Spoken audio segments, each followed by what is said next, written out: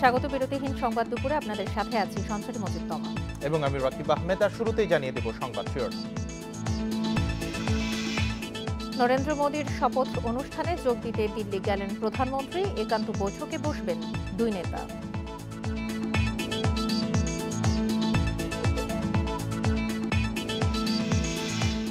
কালো টাকা মূলধারায় ফিরিয়ে এনে বৈধ করতে বাজেটে 15% কর আরোপ, জানালেন ওবায়দুল কাদের।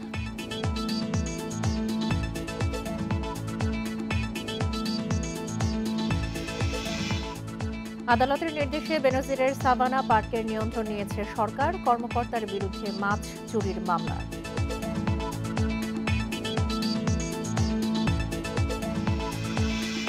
এবং এবার বর্ষায় বাড়বে বৃষ্টিপাতের পরিমাণ। সিলেট ও রংপুর অঞ্চলে তীব্র বন্যার আশঙ্কা আবহাওয়াবিদদের।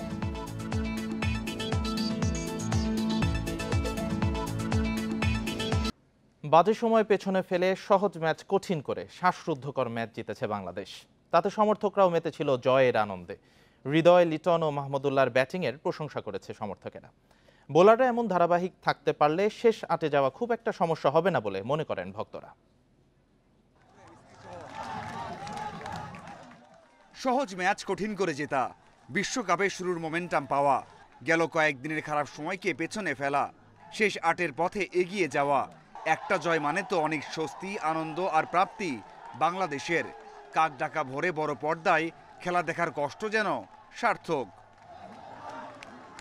বাংলাদেশের খেলা দেখবেন, আপনার প্রেশার হাই হবে না বা আপনি হচ্ছে যে স্ট্রোক করার মতো অবস্থা ফেস করবেন না, এমন তো না, যেটা বরাবরই আমরা করে আসছি। যেহেতু শ্রীলঙ্কার সাথে 50-50 চান্স ছিল, সেটা আমরা উতরে গেছি। আমি আশা করি যে নেপাল এবং নেদারল্যান্ডকে খুব অনায়াসে আমরা হারাইতে পারবো। টিএসসিতে ভোর থেকেই সমর্থকদের আনাগোনা ছিল। হলের টিভি রুমগুলোতেও ভিড় ছিল। সময়ের সাথে সেটা বেড়েছে। শ্রীলঙ্কার দারুণ শুরুকে ধূলিসাৎ করে দেয়া রিশাদ মুস্তাফিজে মেতেছে খেলা শেষে। যে আমাদের লিটন দাসের যে ব্যাটিং এবং দায়িত্ববোধের যে একটা ব্যাপারটা, ওরা খুব দায়িত্বশীলভাবে ব্যাটিং করেছে বলেই আমরা আজকে জিততে পেরেছি। জি, রিশাদ বর্তমান বাংলাদেশের একজন ভালো লেগ স্পিনার এবং আমাদের একজন এরকম লেগ স্পিনারের দীর্ঘদিনের আশা ছিল। সেই আশার জায়গাটা সে রিশাদ হোসেন আমাদের আজকে পূরণ করেছে। ব্যাটিংয়ে এখনো অনেক কাজ বাকি আছে। সৌম্য, শান্ত, সাকিবদের আরও দায়িত্বশীল দেখতে চান সমর্থকেরা।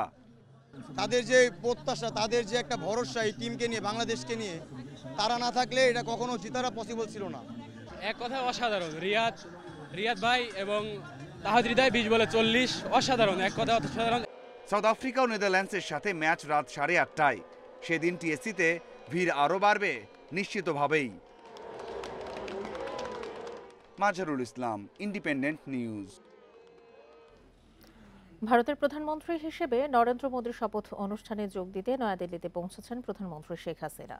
প্রধানমন্ত্রী ও তার সফর সঙ্গীদের বহনকারী বিমানটি স্থানীয় সময় বেলা 12টার দিকে দিল্লি পালাম এয়ারফোর্স স্টেশনে অবতরণ করে। এর আগে সকাল 10:30টার দিকে ঢাকা থেকে দিল্লির উদ্দেশ্যে যাত্রা করেন শেখ হাসিনা। রোববার সন্ধ্যায় টানা তৃতীয় মেয়াদে ভারতের প্রধানমন্ত্রী হিসেবে নরেন্দ্র মোদীর শপথ গ্রহণ অনুষ্ঠানে যোগ দেবেন প্রধানমন্ত্রী শেখ হাসিনা। অনুষ্ঠানে আরও থাকবেন শ্রীলঙ্কার প্রেসিডেন্ট রনিল বিক্রমাসিংহে, নেপালের প্রধানমন্ত্রী পুষ্প কামাল দাহাল, মালদ্বীপের প্রেসিডেন্ট মোহাম্মদ মুইজু সহ বিভিন্ন দেশের গুরুত্বপূর্ণ ব্যক্তিবর্গ। শপথ গ্রহণ অনুষ্ঠান শেষে নরেন্দ্র মোদীর সঙ্গে একান্ত বৈঠকে বসবেন প্রধানমন্ত্রী শেখ হাসিনা। পরে ভারতের রাষ্ট্রপতি দ্রৌপদী মুর্মুর আয়োজিত নৈশভোজে অংশ নেবেন তিনি। সফরকালে বেশ কিছু রাষ্ট্রীয় কর্মসূচিতে অংশ নেবেন তিনি। ভারতের নতুন সরকারের শপথ অনুষ্ঠানে যোগ দিতে বুধবার টেলিফোনে শেখ হাসিনাকে আমন্ত্রণ জানান নরেন্দ্র মোদী। 3 দিনের সফর শেষে সোমবার রাতে ঢাকায় ফিরবেন প্রধানমন্ত্রী। অপ্রদর্শিত টাকা মূলধারায় ফিরিয়ে আনতেই 15% করে বৈধ করার সুযোগ দেওয়া হয়েছে বলে জানিয়েছেন আওয়ামী লীগের সাধারণ সম্পাদক ওবায়দুল কাদের। দুপুরে বঙ্গবন্ধু এভিনিউয়ে বাজেট নিয়ে সংবাদ সম্মেলনে এ মন্তব্য করেন তিনি। ওবায়দুল কাদের বলেন, বাজারে ডলারের দাম বৃদ্ধি, পরিবহন ব্যয়, সুদের হার বেড়ে যাওয়া, টাকার মান কমে যাওয়া সহ চতুর্মুখী কারণে মূল্যস্ফীতি বাড়ছে। তবে এবারের বাজেট ভারসাম্যমূলক ও সাহসী, এতে মূল্যস্ফীতি কমবে। বাজেটে মানুষের মৌলিক অধিকার নিশ্চিত হবে, জনসাধারণের জীবনমান উন্নত হবে। বাজেট নিয়ে সিপিডি, টিআইবি, সুজন, বিএনপির সুরের কথা বলে উল্লেখ করে তাদের বক্তব্য নিয়ে সরকারের মাথা ব্যথা নেই বলেও জানান ওবায়দুল কাদের।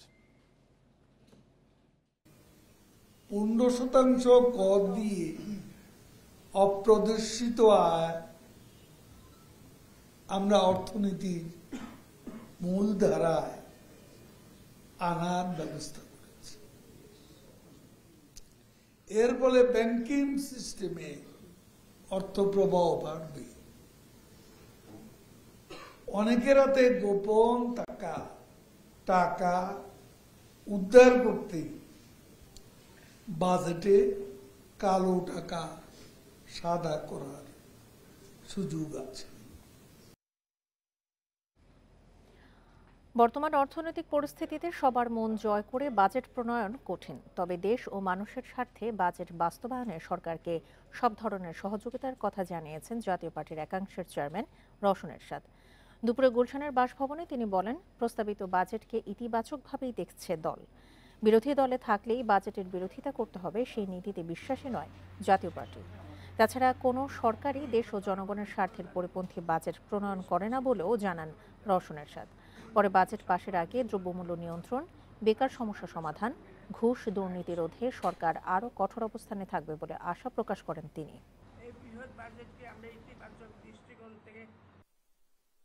আমি বিশ্বাস করি কোনো সরকারি দেশ ও জনগণের স্বার্থের পরিপন্থী কোনো বাজেট প্রণয়ন করে না। দেখতে হবে প্রণীত বাজেট বাস্তবায়নে সরকার দক্ষতার পরিচয় দিতে পারে কিনা। এই বাজেটের সফল বাস্তবায়ন হোক, আমরা সেটাই আশা করি। এই বাজেটে আমরা আরো গভীরভাবে পর্যালোচনা করব। আদালতের নির্দেশে সাবেক আইজিপি বেনজির আহমেদের গোপালগঞ্জের সাভানা পার্কের নিয়ন্ত্রণ নিয়েছে জেলা প্রশাসন। সকাল থেকে জেলা প্রশাসকের নির্দেশ অনুযায়ী পার্কের যাবতীয় কার্যক্রম চলছে। শুক্রবার সন্ধ্যায় গোপালগঞ্জ জেলা প্রশাসন এবং মাদারীপুর ও গোপালগঞ্জের দুর্নীতি দমন কমিশন দুদকের দুটি দল পার্কে যায়। পরে বেনজির ও তার পরিবারের মালিকানাধীন Savanna Eco Resort and Natural পার্কের নিয়ন্ত্রণ বুঝে নেন তারা। রাত 11:30টার দিকে মাইকিং করে নিয়ন্ত্রণ নেওয়ার ঘোষণা দেওয়া হয়। এদিকে সাভানা পার্কের পুকুর থেকে জব্দ করা 590 কেজি মাছ নিলামে বিক্রি করে 83,700 টাকা সরকারি কোষাগারে জমা দেওয়া হয়েছে। এছাড়া পুকুরের মাছ বিক্রির ঘটনায় পার্ক মৎস্য কর্মকর্তার বিরুদ্ধে মামলা করেছে দুদক।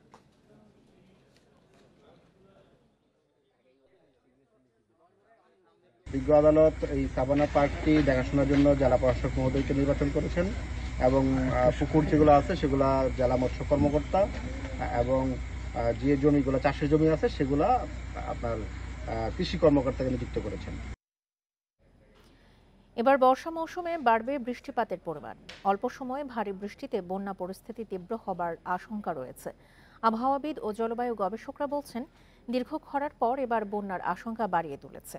সবচেয়ে বেশি ঝুঁকিতে সিলেট, সুনামগঞ্জ, তিস্তা, ব্রহ্মপুত্র, যমুনাতেও মাঝারি বন্যার শঙ্কা করছে গবেষকরা। 43 বছরের মধ্যে সবচেয়ে কম বৃষ্টি হয়েছে এবারের এপ্রিলে, যা গড়ে স্বাভাবিকের চেয়ে 81% কম। পুরো মাস জুড়েই ছিল প্রচণ্ড তাপপ্রবাহ। মে মাসের শেষে সৃষ্ট ঘূর্ণিঝড় রেমালের প্রভাবে এবার আগেভাগেই চলে এসেছে বর্ষা। মৌসুমি বায়ু সবচেয়ে বেশি সক্রিয় রয়েছে সিলেট বিভাগে। এখানে গেল এক সপ্তাহে 500 মিলিমিটারেরও বেশি বৃষ্টি, সাথে উজানের ঢলে ভাসছে সিলেট, সুনামগঞ্জের নিম্নাঞ্চল। আবহাওয়া গবেষকেরা বলছেন, দীর্ঘ খরার পর লা লিনা সবচেয়ে সক্রিয় হয়ে উঠেছে। মধ্য জুনের পর অতি ভারী বৃষ্টির মুখে পড়তে পারে দেশ। লা নিনা যদি অ্যাক্টিভ থাকে তখন বাংলাদেশে টেলিকানেক্টেড করা যায়, বৃষ্টিপাত হয়। যে এবার মনসুন পিরিয়ডে স্বাভাবিক অপেক্ষা একটু বেশি বৃষ্টিপাত হওয়ার সম্ভাবনা রয়েছে। হেড বে অফ বেঙ্গলে তৈরি হয়, তখন আমাদের যে ক্লাইমেট আউটলুক তার অনেক সময় ব্যত্যয় ঘটে। কখনো কখনো মৌসুমি বৃষ্টিপাত অনেক বেশি হয়ে যায়। জলবায়ু গবেষকেরা বলছেন, বাংলাদেশের উজানে ভারতের রাজ্যগুলোতেও বেশি বৃষ্টি হওয়ার সম্ভাবনা রয়েছে। এতে বর্ষায় সিলেট, রংপুরের বন্যা পরিস্থিতি অবনতির আশঙ্কা আছে।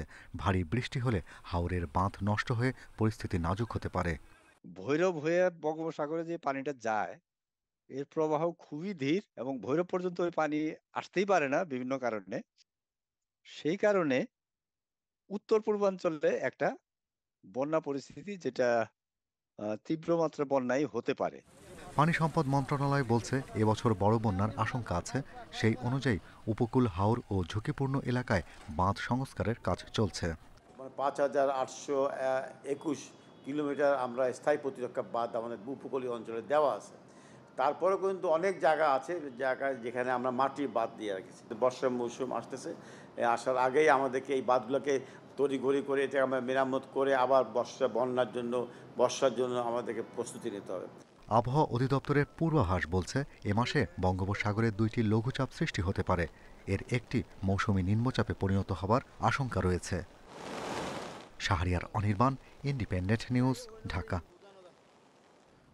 খুলনা ও বরিশাল বিভাগ এবং টাঙ্গাইল, পাবনা, পঞ্চগড় সহ 12 জেলার উপর দিয়ে মৃদু থেকে মাঝারি তাপপ্রবাহ বয়ে যাচ্ছে। আবহাওয়ার পূর্বাভাসে বলা হয়েছে এই অবস্থা আরও কয়েকদিন অব্যাহত থাকতে পারে। আবহাওয়া অফিস জানিয়েছে সারা দেশে শনিবার দিন ও রাতের তাপমাত্রা কিছুটা বাড়তে পারে, তবে সক্রিয় মৌসুমী বায়ুর প্রভাবে আজও সারা দেশে বৃষ্টির সম্ভাবনা রয়েছে।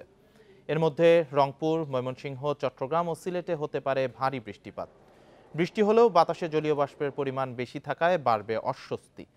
আবহাওয়াবিদরা বলছেন ঢাকায় স্বাভাবিক তাপমাত্রার চেয়ে বর্তমানে 3 ডিগ্রি সেলসিয়াস তাপমাত্রা বেশি রয়েছে, যা গত 33 বছরের মধ্যে সর্বোচ্চ। ভোর 6টা পর্যন্ত গত 24 ঘন্টায় দেশের সর্বোচ্চ তাপমাত্রা রেকর্ড করা হয় চুয়াডাঙ্গায় 38.5 ডিগ্রি সেলসিয়াস। এ সময় রাজধানীর তাপমাত্রা ছিল 35.5 ডিগ্রি সেলসিয়াস।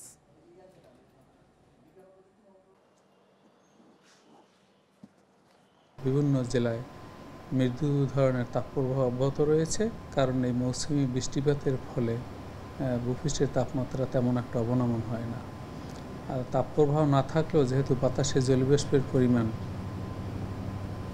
প্রায় 70 থেকে 100%-এর মধ্যে ওঠানামা করছে, সেই কারণে গরমের অনুভূতির তীব্রতা থাকবে। এবারে জানাবো বাজেটের খবর।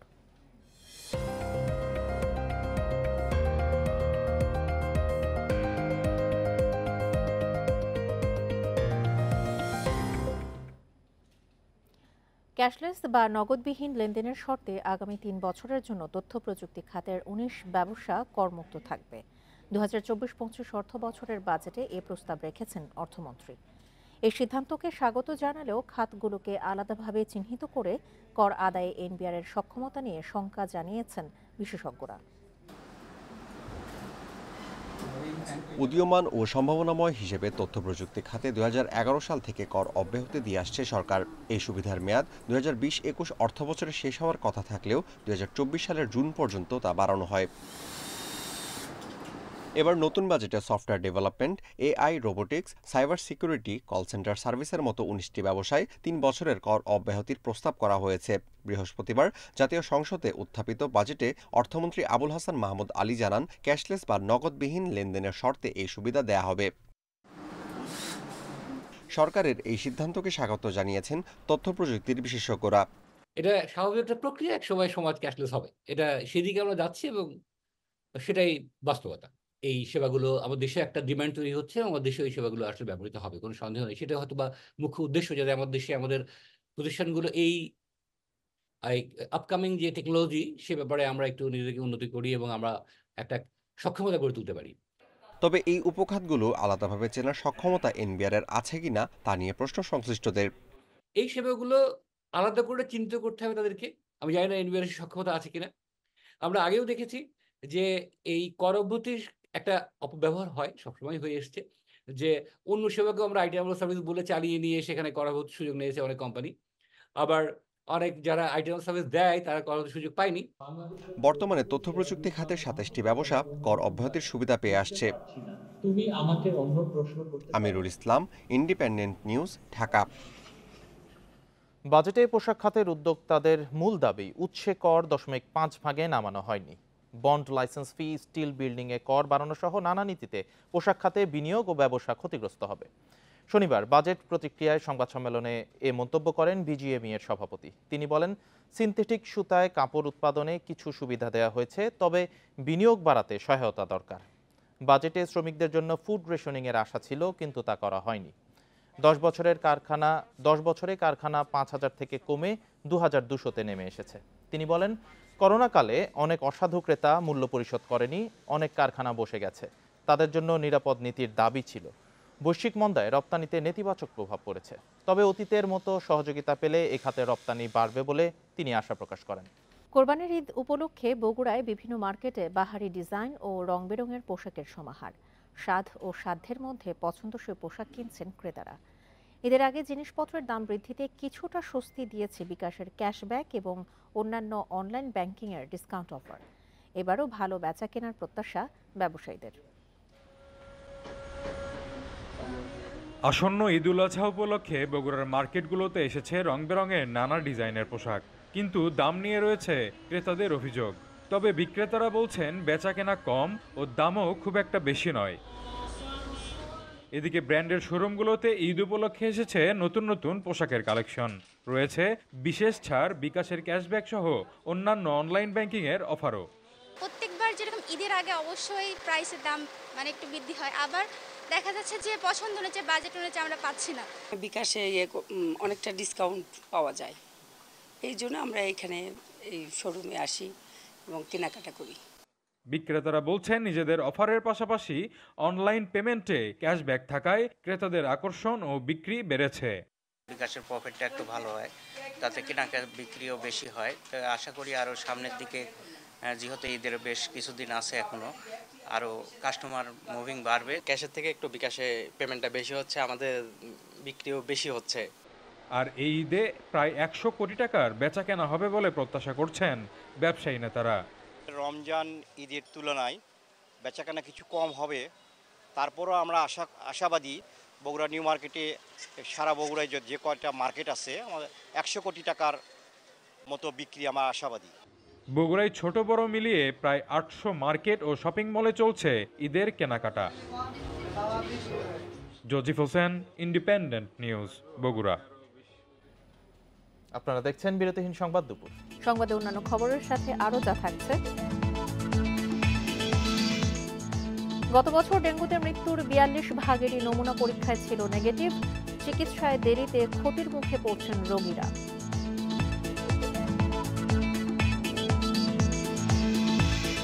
সরাসরি খামার থেকে আগে ভাগে কোরবানির পশু কিনছেন অনেক ক্রেতা। ৭৫,০০০ থেকে কোটি টাকায় মিলছে গরু।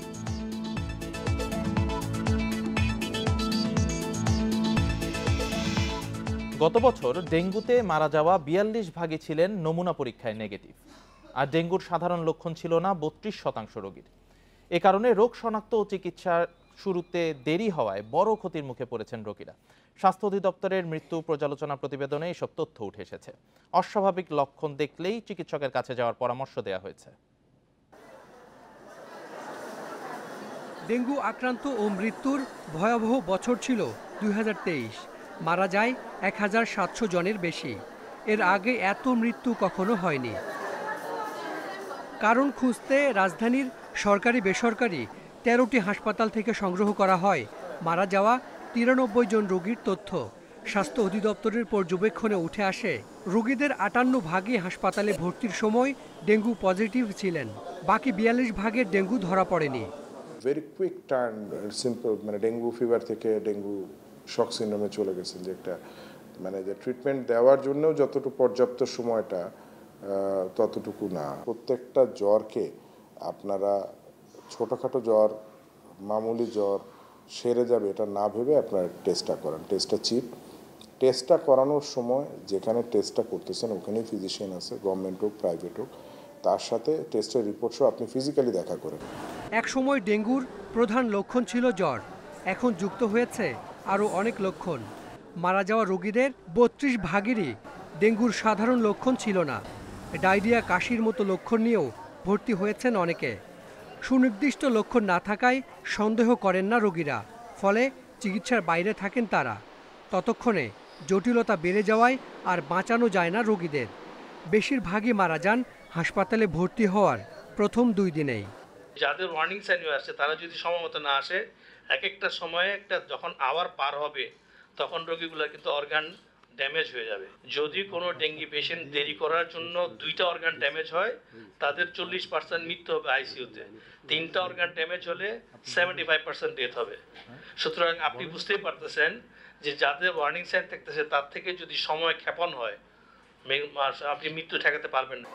চলতি বছর ডেঙ্গু নিয়ে হাসপাতালে ভর্তি হয়েছেন প্রায় 3000 রোগী, মৃত্যু হয়েছে 36 জনের।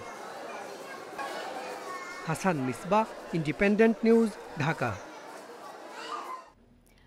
ঈদুল আজহাকে সামনে রেখে রাজধানীর হাটে কোরবানির পশু বিক্রি শুরু না হলেও বেচাকেনা চলছে খামারে।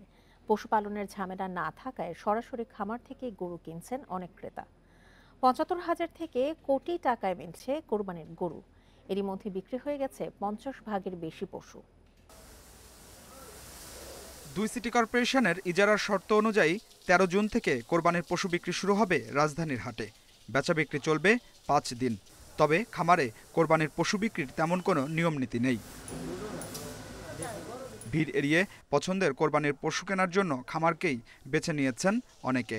নেই যানজটেরও ভোগান্তি, তাই এক খামার থেকে অন্য খামারে ঘুরে দেখছেন ক্রেতারা। কেউ কেউ আগেভাগেই কিনে ফেলছেন পছন্দের পশুটি, অনেকে আবার এখনও দরদাম যাচাইয়ের জন্য খামারে যাচ্ছেন। ক্রেতারা বলছেন গতবারের চেয়ে দাম কিছুটা বেশি। আইডিয়াটা নেওয়ার জন্য একটু কম্পেয়ার করতেছি আর কি, যে কোথা থেকে কিনলে ভালো হয়। তো আমি যদি দেখি যে কেজি হিসাবে ওনাদের কাছ থেকে নিলে ভালো হবে, তাহলে এখান থেকে নিয়ে যাব। যারা মধ্যবিত্ত, আমাদের চাহিদা থাকে একটু ছোটোর মধ্যে বা মিডিয়াম সাইজের মধ্যে, এই ধরনের গরুর সাপ্লাই কম দেখা যাচ্ছে। যা আছে মানে ম্যাক্সিমাম খুব বড় গরু। আমি যেটা ওজন দিলাম আপনাদের সামনে 407 কেজি হয়েছে, তাই না? তো এটা আমি বলছিলাম যে 520 টাকা করে রাখার জন্য। ওরা বললো যে 1 কেজি বেড়ে গেলেও 50 টাকা বেশি। এবছর ঢাকা মহানগরের 700 থেকে 800টি খামার কোরবানির পশু বিক্রির জন্য প্রস্তুত রয়েছে। কষাই সরবরাহের সুবিধাসহ খামারগুলো দিচ্ছে ক্রেতাদের নানা অফার। 50% বেচাকেনা হয়ে গেছে আর অলরেডি বুকিং চলছে, ক্রেতারা আসতেছে। গত বছরের থেকে সারা যদিও একটু কম, কিন্তু তারপরে আমাদের আল্লাহর মধ্যে ভালোই বিক্রি হয়েছে। আমরা ছোট গরুটি লাইভ ওজনে দিচ্ছি 200 থেকে 400 কেজি পর্যন্ত 500 টাকা, এবং 471 লিয়া মনে করেন আপনি 500 পর্যন্ত লগা 550 টাকা। আবার দেখা গেল যে 571 600 পর্যন্ত এটা লগা 600 টাকা রেট দিছি। তার ওভার গেলে এটা আমরা পিস হিসাবে গণনা করছি। খামার থেকে গরু কিনলে ঈদের দিন সকালে পৌঁছে দেওয়া হবে ক্রেতার বাড়িতে, এমন সুযোগও রয়েছে। এছাড়াও ওজন মেপে বিক্রি হচ্ছে পশু। Adilur Rahman, Independent News, Dhaka. কোরবানির ঈদ সামনে রেখে গরু পরিচর্যায় ব্যস্ততা বেড়েছে খামারিদের। খাবারের দাম বাড়ায় বাড়তি খরচের বোঝা বইতে হয়েছে তাদের, তাই দাম পাওয়া নিয়েও বেড়েছে দুশ্চিন্তা। কোরবানির ঈদে বিক্রির জন্য নওগাঁর 34,000 খামারে গরু পালন করা হয়েছে। প্রাকৃতিক পদ্ধতিতে পশু মোটাতাজা করেছেন খামারিরা। তবে খাবারের বাড়তি দাম খরচ বাড়িয়েছে তাদের, তাই উপযুক্ত দাম না পেলে লোকসান গুনতে হবে। ভারত থেকে যদি গরু ছাড়ে তাহলে আমাদের তো অবস্থা খারাপ হয়ে যাবে, খামারেরা লস খেয়ে যাবে।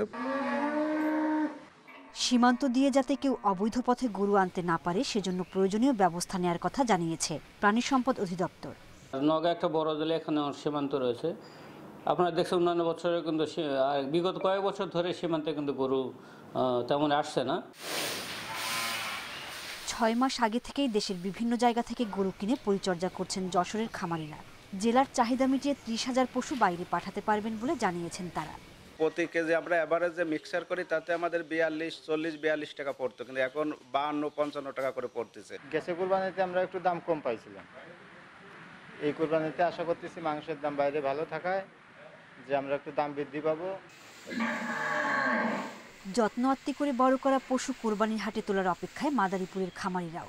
ভুসি, ভুট্টা, গম এবং খেতে চাষ করা বাইরে যে ঘাসগুলি, সেই ঘাসগুলি আমরা খাওয়াই। সমস্ত খাবারগুলি আমাদের ভেজাল মুক্ত। এই বছর আমার 35টার মতো গরু ছিল, 10টার মতো বিক্রি হয়ে গেছে, আমার চাহিদা মতো দাম নেই। ফেনীতে বাণিজ্যিক ও পারিবারিকভাবে পালন করা হয়েছে প্রায় 90,000 পশু। হাটে তোলার আগে অনেক পশু বিক্রি হয়ে যাচ্ছে সরাসরি খামার থেকে। সোহেলি জাহান, ইন্ডিপেন্ডেন্ট নিউজ। ঘূর্ণিঝড় রিমালে স্থগিত হওয়া 20টি উপজেলা পরিষদ নির্বাচনের ভোট গ্রহণ আগামীকাল। কেন্দ্রে কেন্দ্রে পৌঁছানো হচ্ছে নির্বাচনের সরঞ্জাম। এরই মধ্যে নির্বাচনের সব প্রস্তুতি শেষ করেছে নির্বাচন কমিশন। খুলনার ডুমুরিয়া, পাইকগাছা ও কয়রা উপজেলা পরিষদে ভোট গ্রহণের জন্য সহকারী রিটার্নিং অফিসারের কার্যালয় থেকে নির্বাচনের সরঞ্জাম বিতরণ করা হয়। তৃতীয় ধাপের উপজেলা নির্বাচনের স্থগিত বরিশালের গৌরনদী ও আগৈলঝাড়ায় নির্বাচনের সরঞ্জাম পৌঁছেছে। 2 উপজেলায় মোট ভোট কেন্দ্র আছে 129টি। এর মধ্যে 60 ভাগ ভোট কেন্দ্রই গুরুত্বপূর্ণ। ঝালকাঠির রাজাপুর ও কাঠালিয়ায় সব প্রস্তুতি নিয়েছে নির্বাচন কমিশন। যে কোনো ধরনের অপ্রীতিকর পরিস্থিতি মোকাবেলায় নির্বাচনী এলাকায় মোতায়েন করা হয়েছে আইনশৃঙ্খলা বাহিনী। এছাড়া একটি অবাধ, সুষ্ঠু এবং নিরপেক্ষ নির্বাচন অনুষ্ঠানের জন্য আমাদের প্রশাসনের সাথে সার্বিক সমন্বয় বলবৎ আছে। আমরা সবার সাথে সার্বিকভাবে সমন্বয় করছি, আইন শৃঙ্খলা বাহিনী সবার সাথে সার্বিকভাবে সমন্বয় করছি। দ্বিতীয়বারের মতো রাঙামাটির বাঘাইছড়ি উপজেলা পরিষদ নির্বাচন স্থগিত করা হয়েছে। সকালে আইন শৃঙ্খলা বাহিনীর সঙ্গে জরুরি বৈঠকের পর এ তথ্য জানায় জেলা প্রশাসন। সভায় বলা হয়, শান্তি চুক্তি বিরোধী ইউপিডিএফ এর অবরোধ ও ভারী বৃষ্টিপাতের কারণে আগামীকাল নির্বাচন করা কঠিন হয়ে দাঁড়িয়েছে। অবরোধকারীদের সুষ্ঠু নির্বাচনের আশ্বাস দেয়া হলেও তারা অবরোধ প্রত্যাহার করেনি। এর আগে প্রথম দফায় ঘূর্ণিঝড় রিমালের কারণে 29 মে নির্বাচন স্থগিত করা হয়।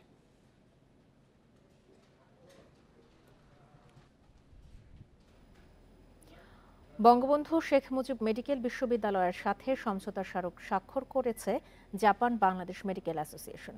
সকালে বিশ্ববিদ্যালয়ের শহীদ ডাক্তার মিলন হলে এই অনুষ্ঠানের আয়োজন করা হয়। প্রধান অতিথি ছিলেন স্বাস্থ্যমন্ত্রী ডাক্তার সামন্তলাল সেন। চিকিৎসা খাত আধুনিকায়নে জাপান ও বাংলাদেশ একসাথে কাজ করবে বলে আশা প্রকাশ করেন স্বাস্থ্যমন্ত্রী।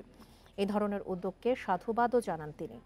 সমঝোতা স্মারকের মাধ্যমে প্রতি বছর বিএসএমএমইউ ক্লিনিক্যাল ডিপার্টমেন্টের একজন চিকিৎসক জাপানের একটি মেডিকেল বিশ্ববিদ্যালয়ে 3 থেকে 6 মাসের ফেলোশিপ ট্রেনিংয়ের সুযোগ পাবেন। এর ব্যয় বহন করবে জাপান বাংলাদেশ মেডিকেল অ্যাসোসিয়েশন।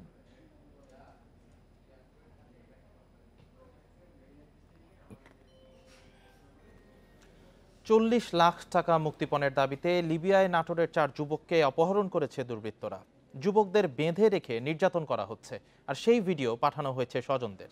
প্রিয়জনের নিরাপত্তা নিয়ে উদ্বিগ্ন তাদের পরিবার।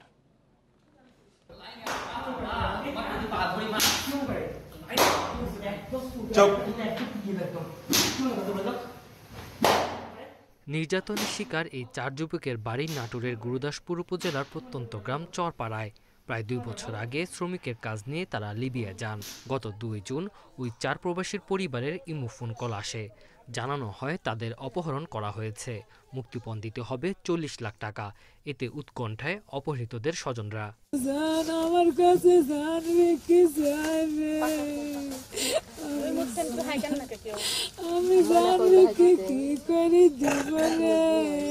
প্রিয়জনকে নিরাপদে ফিরে পেতে সরকারের হস্তক্ষেপ কামনা করেছে 4 যুবকের পরিবার। আমার বেটার খালি জান ভিক্ষি চাই, সন্তানকে আমি ঘুরি চাই।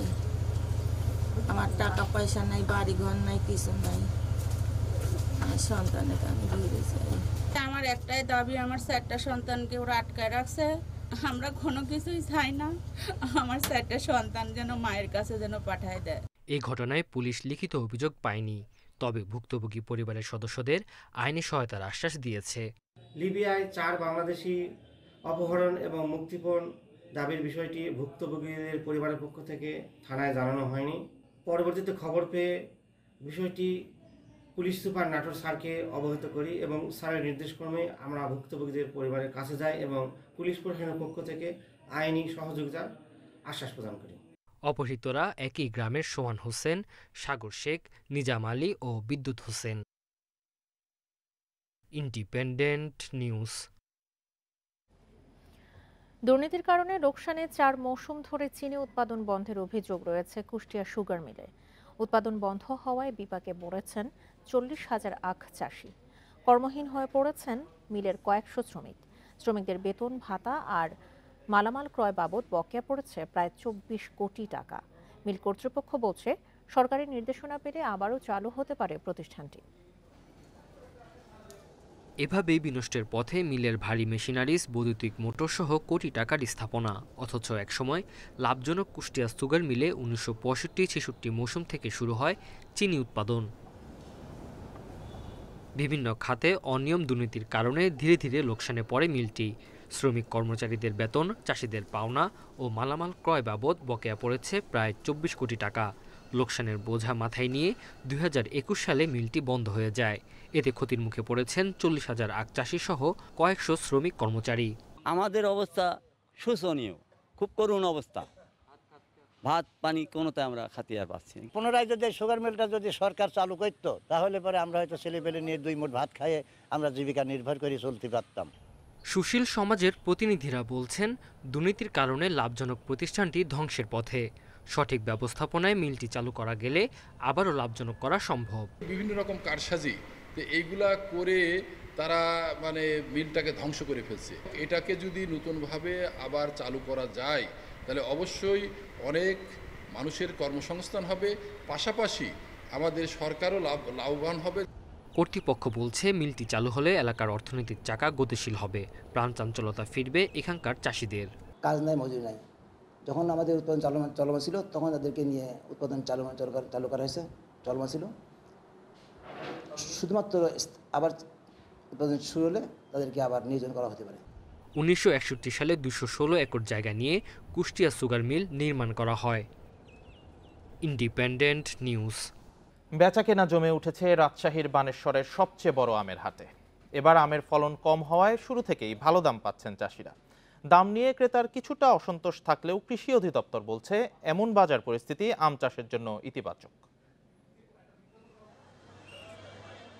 ভোর হতে না হতে দূর দূরান্ত থেকে ছুটে আসছে ঝুড়ি ভর্তি আম।